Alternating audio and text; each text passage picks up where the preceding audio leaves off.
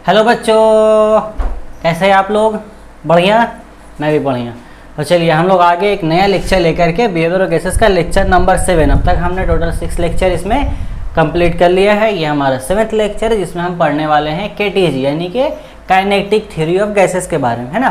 तो ये बहुत इंपॉर्टेंट लेक्चर होने वाला है बोर्ड के पॉइंट ऑफ व्यू से। काइनेटिक थ्योरी ऑफ गैसेस का जो टॉपिक है ये बहुत ही इंपॉर्टेंट है ना। हाँ, ये बात तो मैं हर लेक्चर में बोलता हूँ अपने कि ये इंपॉर्टेंट है, क्या करें, एज अ टीचर बोलना पड़ता है।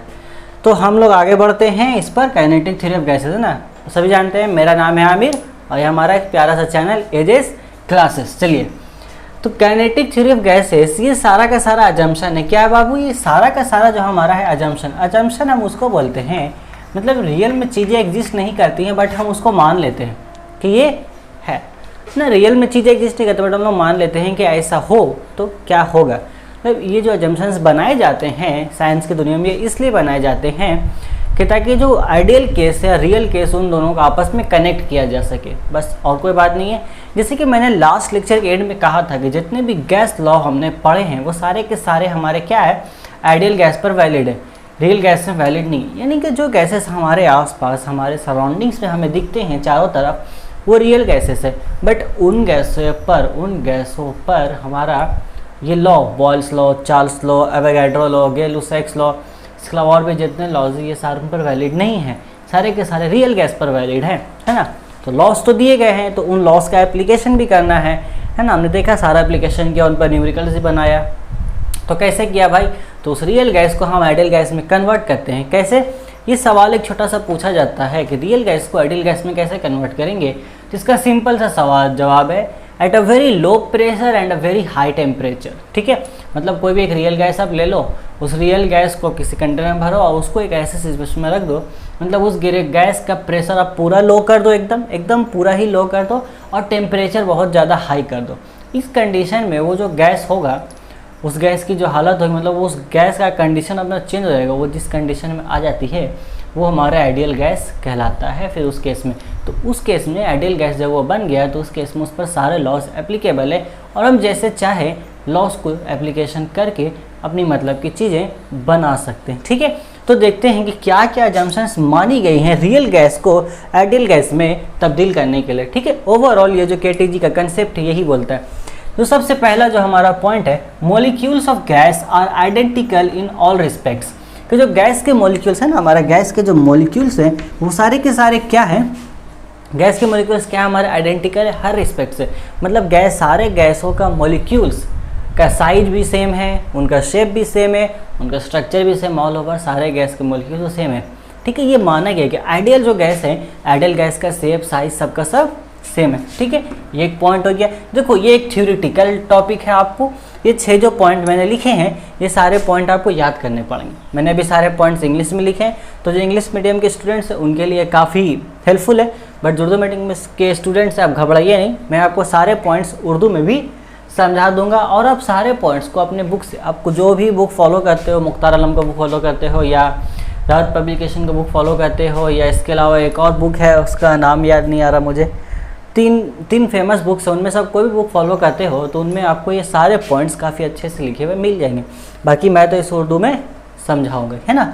ठीक है, आगे देखते हैं। जो सेकंड नंबर पॉइंट है वो हमारा है, molecules are constantly in random motion. हाँ, in random motion along straight line. ये बात तो हमें मालूम है कि जो मॉलिक्यूल्स है हमेशा रैंडमली मोशन होता है। गैस के मॉलिक्यूल्स टीम डाम इधर उधर रैंडमली मोशन में होते हैं ना। इसका मैंने एक छोटा सा एग्जांपल भी दिया था आपको, अगर आपने मेरे प्रीवियस लेक्चर्स देखे होंगे, कि एक जगह मान लो मेला लगा है ना। जैसे मूवी सीन में देखा था, एक जगह मेला लगा है, वहाँ पे आकर कोई गोली चला देता, तो गोली की आवाज़ सुनने के बाद सारे लोग किस तरीके से भागने लगते, तितर बितर होकर जिधर भागने लगते। उसी मोशन को हम बोलते हैं रैंडम मोशन। तो गैस के मॉलिक्यूल्स हमेशा रैंडम मोशन में होते हैं, बट यहाँ पर एक ये है आपका कि वो हमेशा स्ट्रेट लाइन में मोशन करते हैं। मतलब वो रैंडम मोशन में तो है, वो जिधर तिधर जा रहे हैं, वो जा तो रहे हैं जिधर तिधर, बट वो जिधर तिधर भी जा रहे हैं तो हमेशा स्ट्रेट लाइन में है। वैसे भी स्ट्रेट लाइन जा रहे हैं, वैसे भी स्ट्रेट लाइन में, मतलब 3 एक्सिस हमारे हैं, x direction, y direction, z direction. वो तीनों डायरेक्शन में किसी भी डायरेक्शन में जा सकते हैं बट स्ट्रेट लाइन में ही जाएंगे। तो ये हमारा हो गया सेकंड पॉइंट ऑफ अजम्पशन। आगे बढ़ते हैं तीसरे पॉइंट की तरफ। जो हमारा है all the collisions of gas molecules among themselves and with the wall of container is elastic in nature, है ना। अब देखिए गैस के मॉलिक्यूल्स रैंडमली मूव कर रहे हैं, जैसे भगदड़ में रैंडमली आदमी इधर तो मूव कर रहे हैं तो आपस में वो टकराते भी है ना, कभी खुद से भी टकरा जाते हैं, कभी आपस में दूसरे टकराते रहते हैं। तो गैस के मॉलिक्यूल्स भी तो आपस में टकराते हैं, हम जानते हैं रैंडमली मोशन की वजह का। तो बोल रहे हैं जो टकराव होता है उसको बोलते हैं कोलिजन, है ना, उसको कोलिजन्स बोलते हैं। और कोलिजन्स के बहुत टाइप्स है, ठीक है, उनमें हमें नहीं जाना है अभी। तो बोल रहे जो कोलिजन्स होता है गैस मॉलिक्यूल्स का, वो आपस में टकराए या वो कंटेनर के वाल के साथ टकराए, नहीं गैस जिस बर्तन में रखी हुई है उसके वाल के साथ टकराते हैं या आपस में टकराते हैं। तो ये जो कोलिजन्स होता है, एक्चुअली जो कोलिजन्स होता है वो कैसा होता है हमारा, वो होता है हमारा इलास्टिक, है ना। वो नेचर में कैसा होता है, इलास्टिक होता है। बस आपको यही एक पॉइंट याद रखना है, जो गैस के जो मॉलिक्यूल्स का जो कोलिजन होता है आपस में हो या कंटेनर के वाल के साथ हो, तो वो नेचर में हमारा इलास्टिक होता है। बस अब इस इलास्टिक के आपको डिटेल में नहीं जाना है, क्लास 10 में इसका डिटेल आपको मेंशन नहीं है। अगर मैं इसका डिटेल समझाने चला गया तो लेक्चर सिर्फ इसी पर 1 घंटे का बन जाएगा, काफ़ी बड़ा टॉपिक है ये, ठीक है। खैर आपको बस ये पॉइंट याद रखना है कि इलास्टिक होता है ना, क्लास 11th का टॉपिक है। Then 4th number point, the pressure of gas is due to collision of molecules. अच्छा मॉलिक्यूल्स से थोड़ा सा अलग अलग हो गया ना, molecules with wall of container, है ना। अब मूव कर रहा है, मॉलिक्यूल्स मूव कर रहा है, वो जाकर के कंटेनर के वाल पर, है ना। मान लो कंटेनर का वाल है, एक जगह कंटेनर के वाल पे मॉलिक्यूल्स ऐसे मार रहे हैं, तो मॉलिक्यूल्स आके कंटेनर के वाल पे ऐसे टकरा रहे हैं। तो जिस ये तो जहाँ टकराए ये कुछ एरिया पे टकराए ना, जाके टकरा रहे कुछ फोर्स के साथ जाके टकरा रहे हैं। ये कुछ एरिया पे लग रहा है, कुछ एरिया पे फोर्स लग रहा है। फोर्स पे एरिया क्या होता है, प्रेशर क्रिएट होगा। तो वही बोल रहा है हमारा चौथा पॉइंट कि जो प्रेशर है गैस का वो किस वजह का, due to collision of molecules का कोलिजन की वजह का है with the wall of container के वाल से जो मॉलिक्यूल्स टकरा रहे हैं, जो कोलिजन हो रहा है, इसकी वजह कर प्रेशर क्रिएट हो रहा है। ये अजम्पशन है हमारा, अजम्पशन नंबर 4। अच्छा एक बात और मेंशन करता चलूँ यहाँ पर कि काइनेटिक थ्योरी ऑफ गैसेस में बहुत सारे अजम्पशंस हैं, बट आपके सिलेबस के अकॉर्डिंग जो दिए गए हैं मैं वो आपको समराइज करके यहाँ पे समझा रहा हूँ, ठीक है, क्लियर। आगे बढ़ते हैं। 5वां नंबर पॉइंट हमारा है the kinetic energy of gas depends only and only upon temperature. Kinetic energy क्या होता है बाबू, है ना, half mv², m for mass, v for velocity. तो जब मॉलिक्यूल्स आपका मूव कर रहा है ना, गैस का मूव कर रहे हैं, तो कुछ ना कुछ तो वेलोसिटी से मूव कर रहे हो, तो काइनेटिक एनर्जी वहाँ पर क्रिएट होती है। तो ये जो बोल रहे हैं कि जो काइनेटिक एनर्जी होती है गैस की, वो सिर्फ और सिर्फ डिपेंड करता है एब्सोल्यूट टेम्परेचर की वजह का। जैसे कि चार्ज का हमने देखा था, टेम्परेचर हम बढ़ा दिए तो क्या होता था, वॉल्यूम बढ़ता था। क्यों बढ़ जाता था कि गैस के मॉलिक्यूल्स ज़्यादा स्पीड में और वो मूव करना शुरू कर देते हैं। तो ज़्यादा स्पीड में मूव करना शुरू किया, क्या वेलोसिटी बढ़ा, वेलोसिटी बढ़ेगा तो ऑटोमेटिक काइनेटिक एनर्जी में चेंज आएगा। तो वही बात यहाँ बोल रहे हैं, ये है सारा का सारा एक्चुअली अजम्पशंस। ये भी बात ध्यान में रखते हुए चलना है आपको कि जो काइनेटिक एनर्जी है गैस का वो सिर्फ और सिर्फ टेम्परेचर पर डिपेंड करता है। कौन सा टेम्परेचर, एब्सोल्यूट टेम्परेचर। आपको डिग्री सेल्सियस टेम्परेचर नहीं लेना है, ना फ़ारेनहाइट टेम्परेचर लेना है ना। 3 तरह के टेम्परेचर से हमारे डिग्री सेल्सियस, फ़ारेनहाइट, बट जो एब्सोल्यूट टेम्परेचर है वो टेम्परेचर में अगर चेंज आता है तो गैस का जो काइनेटिक एनर्जी है उसमें चेंज आएगा। बस ये एमसीक्यू में एक छोटा सा पूछ भी लेता है कि काइनेटिक एनर्जी किस पर डिपेंड करता है। नीचे आपको ऑप्शन दे देगा 4, जहाँ पे आपको टेम्परेचर दिखे, एब्सोल्यूट टेम्परेचर, वहाँ पे टिक मानना है। या एब्सोल्यूट मैंने अगर मान लो 3 तरह के टेम्परेचर लिखे तो एब्सोल्यूट ढूंढ करके मानना है एब्सोल्यूट टेम्परेचर, या ऐसे दे दे टेम्परेचर, प्रेशर, वॉल्यूम, तो सिर्फ टेम्परेचर पे आपको टिक कर देना, खत्म, ठीक है। चलिए हो गया, हाँ हो गया। हाँ, ये पॉइंट दोनों काफ़ी इंपॉर्टेंट है, इस पर बेस्ड एमसीक्यू बहुत पूछा जाता है। एक ये पॉइंट आपका हो गया और एक ये पॉइंट। अच्छा ये भी पॉइंट, इन तीनों पॉइंट्स में से एमसीक्यूज बनाए जाते हैं, बहुत खूबसूरत। 6वां नंबर पॉइंट हमारा है the volume occupied by gas molecules is negligible when compared to volume of gas, है ना। अच्छा इस पॉइंट को समझते हैं, आपने इधर का नोट कर लिया सारा पॉइंट, है ना। चलिए इधर वाला मैं पॉइंट सारा मिटाता हूँ, उसको समझाते हैं। अच्छा मिटाते हैं, देखिए क्या बोला है उन्होंने। हम ये जानते हैं कि जो गैस का जो वॉल्यूम है, मैंने गैस का कोई अपना डेफिनेट वॉल्यूम नहीं है, उसको आप जिस बर्तन में रख देते हो उतना ही हो जाता है। मान लो इतना बड़ा एक कंटेनर है, इस कंटेनर में गैस के मॉलिक्यूल्स सारे फैले हुए हैं ना। हम मानते हैं कि गैस के मॉलिक्यूल्स के बीच में इंटरमॉलिक्यूलर फोर्स ना के बराबर होता है। अच्छा ये एक पॉइंट तो मैंने यहाँ लिखा ही नहीं, अभी बता देता हूँ, है ना। काइनेटिक थ्योरी ऑफ गैसेस के अकॉर्डिंग इनका जो अजम्पशन है कि गैस के मॉलिक्यूल्स के बीच, दो मॉलिक्यूल्स के बीच इंटरमॉलिक्यूलर फोर्स बिल्कुल ही नहीं होता, ना के बराबर का मतलब होता ही नहीं, ना के बराबर है इसमें बोलते तो होता ही नहीं है, इनका पूरा का पूरा ये अजम्पशन है। अब ये वॉल्यूम क्या हो गया, ये गैस का वॉल्यूम हुआ ना। अब इस गैस का वॉल्यूम को, सारा गैस को एक जगह समेट करके एक जगह लिए, सारा समेट करके, जगह उतना ही बड़ा है, हम उसको समेट देते हैं, कंप्रेस करते हैं ना। हम जानते हैं जनरल प्रॉपर्टीज़ में पढ़ा था हमने कि जो गैस है उसमें कॉम्प्रेसिबिलिटी का प्रॉपर्टी पाया था, हम उस सारों को कंप्रेस करके एक जगह यहाँ पर ला के इकट्ठा कर देते हैं। सारा मॉलिक्यूल्स को मैंने उतना ही बड़ा जगह में था यहाँ ला करके इकट्ठा कर दिया। अब ये जो वॉल्यूम मिल रहा है ये तो सिर्फ मॉलिक्यूल्स का मिल रहा है ना, यहाँ पे गैस के मॉलिक्यूल्स को मैंने एक जगह इकट्ठा कर दिया। तब जरा मुझे बताइए गैस का जो वॉल्यूम हो रहा है यहाँ पर, उसके सामने ये वॉल्यूम, क्या इसका कोई औकात है इस पूरे वॉल्यूम के सामने? नहीं ना। पूरे कंटेनर में जो गैस का वॉल्यूम है, उस वॉल्यूम के सामने गैस का जो मॉलिक्यूल है, उस गैस का मॉलिक्यूल्स का वॉल्यूम नेग्लिजिबल होता है पूरे गैस का वॉल्यूम का सामने। वही ये बोल रहे हैं, the volume occupied by gas molecule is negligible when compared to volume of gas. Molecules के जरिए जो वॉल्यूम ऑक्यूपाइड किया जाता है वो नेग्लिजिबल होता है, किसके अकॉर्डिंग, किसके कंपैरिजन में, पूरे के पूरे गैस के वॉल्यूम के कंपैरिजन में, है ना। समझ आए क्यों, है ना। अब गैस में क्या है, फैमिली पूरा फैलना, इसको हम यहाँ से निकाल देंगे, जितना ज़्यादा जगह मिलेगा उतना फैल जाता है, इसलिए बोला जाता है कि इनके बीच इंटरमॉलिक्यूलर फोर्सेस बिल्कुल ही नहीं है। अगर कुछ भी होती तो आपस में कुछ तो अट्रैक्ट करके रखते हैं दूसरे मॉलिक्यूल्स को, आपस में अट्रैक्शन रहता, बट है ही नहीं, इसलिए जहाँ मर्जी वहाँ वो फैल जाते हैं। समझ आई बात, बहुत बढ़िया। आगे देखते हैं लास्ट पॉइंट, वो भी इसी से रिलेटेड है, ग्रेविटी इज निग्लेक्टेड। ये मैंने शॉर्ट में लिख दिया। कहने का मतलब ये इस लाइन का कि जो गैस के जो मॉलिक्यूल्स है हमारे, उस पर ग्रेविटी का असर नहीं होता है। क्यों नहीं होता, आइए देखते हैं।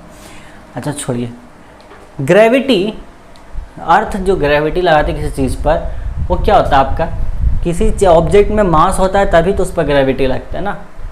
किसी ऑब्जेक्ट का अपना कुछ मास होगा तभी तो उस पर नीचे से वो फोर्स लगाती है। अब गैस का मॉलिक्यूल्स जो है उसका तो वेट नेग्लिजिबल है, वेट है ही नहीं। अब एक मॉलिक्यूल का अगर आप बात करोगे, किसी एक मॉलिक्यूल का, तो भाई साइज में इतना छोटा है।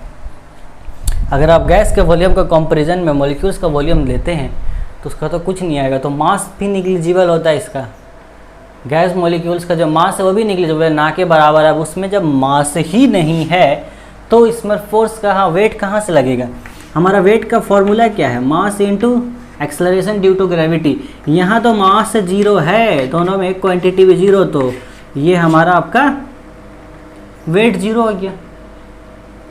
वेट 0 हो गया। वेट क्या होता है, जो हमारा क्या बोलते हैं, अर्थ जो ग्रेविटी के थ्रू जो फोर्स लगाता है उसके ऊपर, तो ग्रेविटी उस पर एक्ट कर ही नहीं रही है, ग्रेविटी उस पर एक्ट कर ही नहीं है। तो ये भी एक एजम्पशन है, बस आपको मान लेना है ना, बस कुछ नहीं। इसमें कोई सवाल जवाब नहीं करना है, सर ऐसा क्यों, ऐसा क्यों, है ना। वैसा करने के लिए आपको साइंटिस्ट के पास जाना होगा जिन्होंने ये एजम्पशंस बनाया।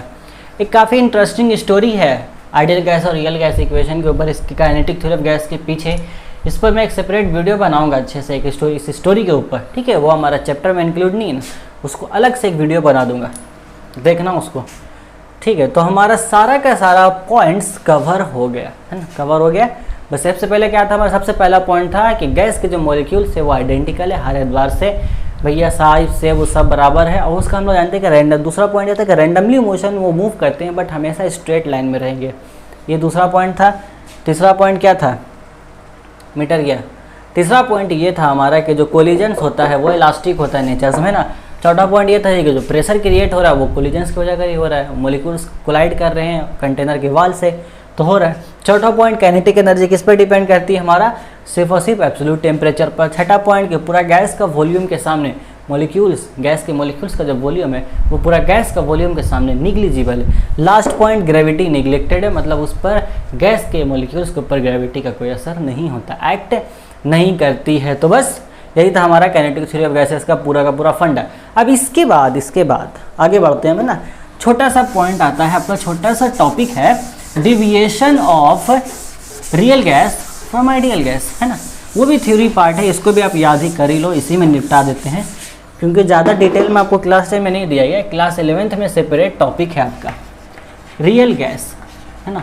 2 पॉइंट्स जो भी काइनेटिक थ्योरी में बताया उसको ज़रा से याद कीजिए।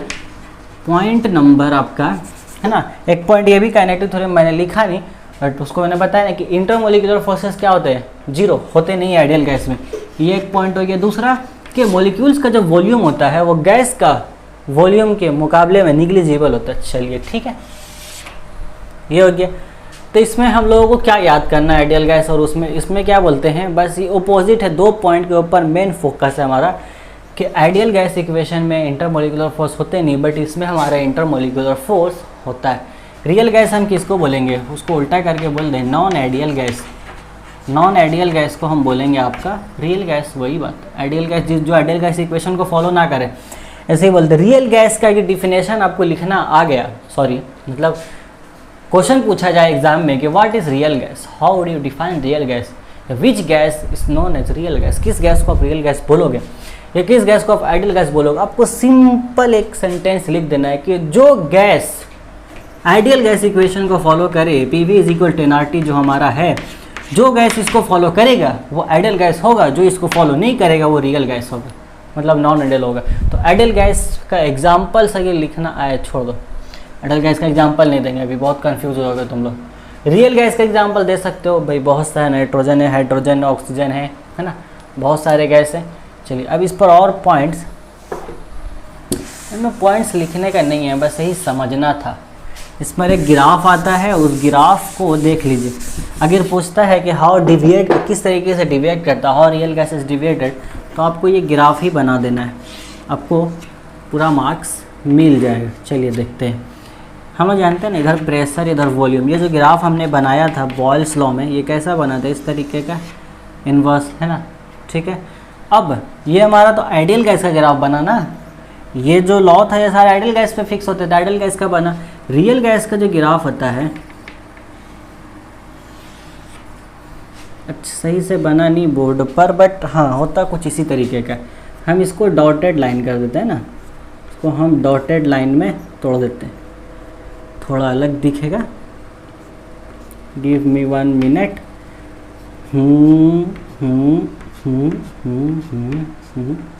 ठीक है, चलो अभी देखते हैं इसको हम लोग, क्या बात है। अच्छा, प्रेशर मैंने यहाँ रखा, वॉल्यूम मैंने यहाँ रखा है ना, उल्टा नहीं रख दिया क्या। 1 मिनट। और ठीक है, सारी चीज़ें सही है, देख लिया मैंने, कुछ गड़बड़ लग रहा था, ठीक है। तो ये हमारा रियल गैस का ग्राफ बना, ये हमारा आइडियल गैस का ग्राफ बना। आप जरा ये देखिए कि इस पॉइंट पर, एक पॉइंट लेते हैं, इस पॉइंट पर, इसको नीचे से मिलेगी, इस पॉइंट पर रियल गैस का वॉल्यूम और इस पॉइंट पर आइडियल गैस का वॉल्यूम क्या है। यहाँ पे देखिए, जो इस पॉइंट पर जो हमारा आइडियल गैस का वॉल्यूम और रियल गैस के वॉल्यूम से क्या है, ज़्यादा है ना। Volume of ideal gas is greater than volume of real gas, ठीक है। आइडियल गैस का वॉल्यूम इस पॉइंट पर ज़्यादा है, बट अगर यहाँ आप नीचे पे एक पॉइंट ले लो, ये वाला पॉइंट, तो इस पॉइंट पे अगर हम देखते हैं तो भाई इस पॉइंट पे क्या था, आइडियल गैस का वॉल्यूम रियल गैस के वॉल्यूम से ज़्यादा था, बट इस पॉइंट पर क्या हो रहा है कि आइडियल गैस का वॉल्यूम रियल गैस के वॉल्यूम से कम है। देखिए है ना, ये पहले आ गया ना, यहाँ पे कम है, ये आपका ज़्यादा हो गया, लेस देन आइडियल गैस। सो क्या हुआ यहाँ पर, तो इस तरीके, इसको हम लोग क्या बोलेंगे, मतलब जब आपका इस तरीके से दिखे कि जो आइडियल गैस का वॉल्यूम रियल गैस से ज़्यादा है, तो इस तरह का डेविएशन को हम बोलते हैं positive deviation. You have to remember this, you have must to remember this. आपको ये याद रखना होगा कि पॉजिटिव डेविएशन कब होता है, नेगेटिव डेविएशन कब होता है ना। जस्ट फॉर एग्जांपल, मान लो मैंने स्टूडेंट को कहा, अपने क्लास में स्टूडेंट्स को कहा, जाइए आप घर जाकर के अभी आज 2 घंटा पढ़िएगा, ठीक है। तो एक बंदा गया भाई, उसको 2 घंटा बोला गया पढ़ने, वो 4 घंटा पढ़ लिया ना। पढ़ने वाला बच्चा तो बोला पढ़ने में मज़ा आ रहा, ज़्यादा पढ़ लेते, तो क्या हो गया, पॉजिटिव काम हो गया ना, और ज़्यादा। तो वही है, उसको बोला गया इतना ही पढ़िए, बट वो इतना पढ़ लिया, तो पॉजिटिव डेविएशन। आइडियल केस से उसने ज़्यादा कुछ कर देना, जितना बोला गया तो उससे ज़्यादा किया उसने, पॉजिटिव डेविएशन। तो जब आइडियल गैस का वॉल्यूम रियल गैस से का ज़्यादा हो तो उसको बोलते हैं पॉजिटिव डेविएशन, ओके। और वही 2 घंटा बोला गया तो बच्चा आपको ऐसा है भाई, उसको और भी काम है, खेलने जाना उसको, तो कन्नी कटा करके वो बोला नहीं 1 ही घंटा पढ़ के चलते ना, बहुत है। तो वो क्या हो गया, जितना बोला गया उससे कम किया। तो जब रियल गैस का वॉल्यूम आइडियल गैस से कम हो जाए तो नेगेटिव डेविएशन। बस इसमें और हमारा कोई पॉइंट्स नहीं छूटा है, हमने सारा पॉइंट्स आपका कवर अप कर लिया है। यहाँ पर हमारा ये टॉपिक हुआ ख़त्म। छोटा सा अगर आप कुछ लिखना हो, जैसे कि मैंने कहा था आपका कि at a very low pressure, sentence आप लिख लो, at a very low pressure and at a very high temperature. लिखो जल्दी लिखो, at a very low pressure and at a very high temperature real gas becomes ideal gas. Real gas becomes ideal gas लिखो, at a very low pressure and at a very high temperature real gas becomes ideal gas. इसके अलावा अगर आपसे पूछा जाए real gas और ideal gas के बीच में डिफरेंस, तो भाई आइडियल गैस में हमारा इंटरमोलिकुलर फोर्स ऑफ अट्रैक्शन नहीं होता है, लेकिन रियल गैस के जो मॉलिक्यूल्स उनके बीच इंटरमोलिकुलर फोर्स ऑफ अट्रैक्शन होता है। इसके अलावा आइडियल गैस में हमारा क्या था कि मॉलिक्यूल्स का जो वॉल्यूम है वो गैस के वॉल्यूम के सामने निग्लिजिबल है, बट रियल गैस में हमारा ऐसा नहीं होता। रियल गैस में हमारा मॉलिक्यूल्स का वॉल्यूम एग्जिस्ट करता है, मतलब वो निग्लिजिबल नहीं होता है। हमारा आपका पूरा का पूरा कंटेनर में जो गैस है उसके वॉल्यूम के रिस्पेक्ट में, ठीक है। ये आपका बहुत इंपॉर्टेंट है, पूछता है कि रियल गैस आपका आइडियल गैस में कब कन्वर्ट होता है, तो eight a very low pressure and at a very high temperature. तो काइनेटिक थ्योरी ऑफ गैस का जो हमारा टॉपिक था वो कवर अप हो गया। डिविएशन जो था रियल गैस आइडियल गैस को भी कवर अप हो गया। ओवरऑल हमने अब तक बिहेवियर गैस जो चैप्टर है उसको पूरा कवर अप कर लिया है, बट एक और वीडियो इस पर लाऊंगा मैं देख लेता हूँ कुछ टॉपिक्स जो छूट गए हैं, उस पर एक और वीडियो लाऊंगा, और इसके अलावा एक सेपरेट वीडियो आएगा स्पेशली फॉर न्यूमेरिकल्स, ठीक है। तो मुझे उम्मीद है ये लेक्चर आपको पसंद आया होगा। पसंद आया तो कमेंट कीजिए, वीडियो को लाइक कीजिए, अपने दोस्तों के साथ शेयर कीजिए, और हाँ, चैनल को सब्सक्राइब कर दीजिए। हम लोग बहुत जल्दी मिलेंगे अपने अगले लेक्चर। Okay, good bye.